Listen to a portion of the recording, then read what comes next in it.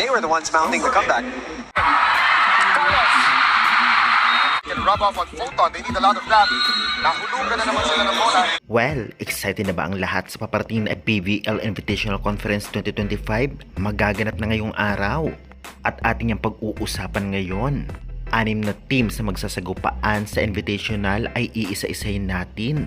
Malalakas ba sila? Ano ang kanilang napatunayan? Kaya-kaya ng ating binimbitahan na mga team na talunin ang PBL club teams? Iisa-isahin natin ito. At syempre, PLDT, target again ang kampyonato. Creamline hindi papayag. Signal tatalunin agad ang CCS. Kobe Shinwa University mangsisindak at Kurashiki Ablaze maghihiganti sa Creamline. At hindi lang yan, pag-uusapan din natin ang magiging laban ngayong araw sa pagitan ng ibang teams o local teams. Ano-anong maghaharap na team at syempre anong team ang posibleng manalo. Iisa-isa natin schedule at venue nila, kaya tumutok hanggang matapos ang video. Lahat yan natin pag-uusapan at syempre mga sorpresang updates about sa volleyball dito sa Pilipinas ay iisa-isa natin. Kaya before that guys, please naman, don't forget to like, comment, and subscribe and pa-hit the notification bell para lagi po kayong updated sa mga bawanggang video about sa volleyball dito sa Pilipinas. Ngayon muna ay talagang pag-usapan natin ang maglalaban-laban ngayon sa PBL Invitational Conference na 6 na team. Simulan natin sa Creamline Cool Smashers, defending Invitational Champions 2024. Siyempre known for consistent podium finish, may 10 championships na at madalas second o third. Coach Sherwin Meneses, team captain Alyssa Valdez. Samantalang sunod naman ang Signal, local powerhouse na naging challenger rin sa nakaraang tournament, Detron Kurashiki sa 2024 semifinals. Coach Shaq De Los Santos and Captain Don Macandili Katindig. Samantalang sa PLDT naman, kampiyon ng PBL On Tour 2025, Breakthrough Crown at Hoy Hoy, target ang back-to-back titles. Coach Rodrigo Port at Captain Kat Arado. Samantalang ang Charity Crossover semifinal sa On Tour 2025, consistent contender under Coach Norman Miguel, Captain Abe Maranyo. Veteran player Maranyo sees this as a learning arena, especially against top flight guests. Kurashiki Ablaze, Japan. 2023 Invitational Champions, bumalik para agawin uli ang koronang yon. 2024 third place. Team known for passionate, high-intensity play style. At ang Kobe Shinwa University na first time sa PBL na dati naglaro sa PSL. Ngayon ay sa Japan, na team na ito ay talaga namang susubukan ang lakas ng ating mga club team kasama nga ang Kurashiki. Ngayong 2025 nga ang kanilang debut and matapos umatras noong 2022, sana maglalaro dito dahil sa pandemic protocols ngayon ay tuloy na.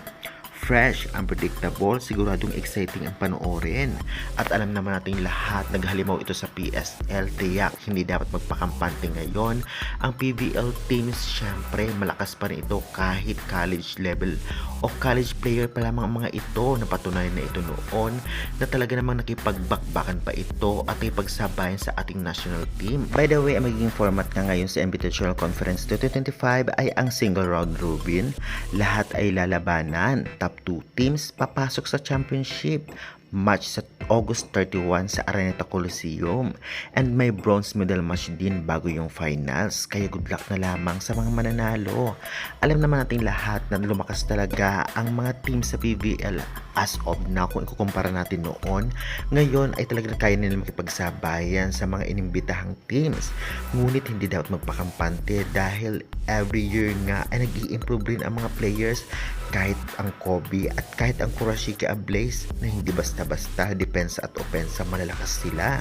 Kaya naman syempre kung ating titignan, kayang-kaya nilang talunin ang ating mga club teams. At syempre, baka bumawi ngayon ang Kurashiki at hindi lang yan, syempre din, PLDT target ang back-to-back championship. Mali natin manggulat ang Shinwa University kaya kaabang-abang ang lahat ng laban. Maraming nagsasabing babawi din ang Signal sa Creamline. Maya-maya ay ibibigay natin at bigyan ng preview ang magiging laban ng lahat kahit schedule at saan magaganap. Syempre, unahin po muna natin ang mga ito. Samantalang Alyssa Valdez, balik form na sa kanyang pagiging consistent at magaling na players, especially sa opensa.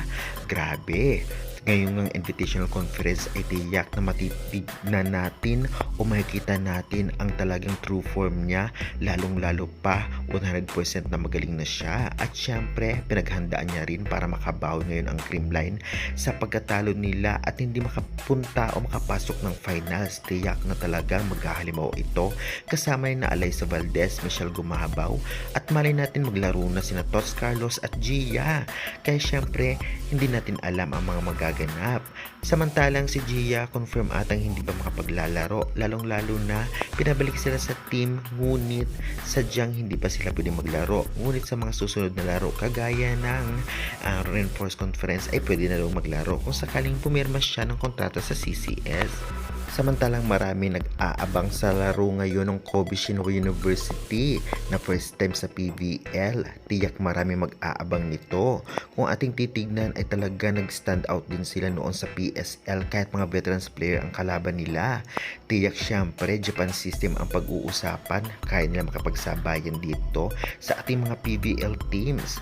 Kaya syempre talaga namang suportahan na lang po natin ang gusto nating teams, lalong-lalo pa opening ngayong araw ng PVL Invitational. Ngunit ngayon ay pag-uusapan din natin kung ano-anong team maghaharap, ibigay natin ng schedule, bigyan natin ng preview at saan mapapanood, saan ang venue. Kaya syempre sumulon na natin. Ngayong araw nga ay maglalaban. Una ay ang Signal versus Creamline 4pm sa Philsports Arena ang venue ngayong August 21. Susundan 6:30pm ng PLDT versus Cherry-Tigo crossover. Same ang venue sa Philsports Arena at syempre mapapanood sa One Sports Plus kung may cable kayo.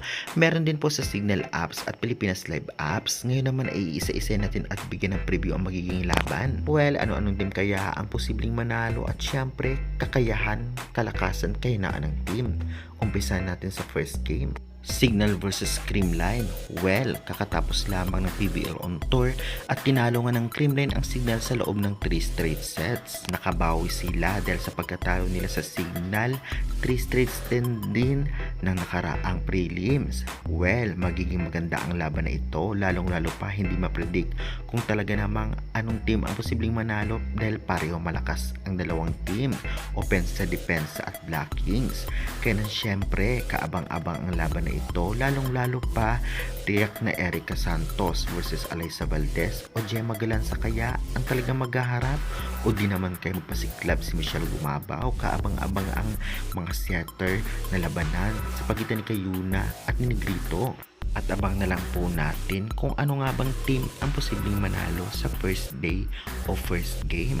Creamline kaya o Signal? Comment nyo sa baba. Susundan naman ang laban ng PLDT versus Cherry-Tigo ang naglaban nga sa championship o final sa PVL on tour. Tiyak magiging maganda ang laban na ito, lalong-lalo pa umabot din sa 5th sets ang kanilang laban. Kaya naman napakagandang ibibigay na laban na ito sa first day nga ng Invitational Conference. Match na match ang team. Target din ang back-to-back championship ng PLDT kaya hindi dapat sila magpakampante, lalong-lalo pa grabe talagang nilakas ngayon ng PLDT, Opensa, Depensa at Black Kings. Kaya naman syempre hindi magpakampante ang Cherry-Tigo kahit umabot sa 5th sets ang finals nila. Kaya naman good luck to both teams.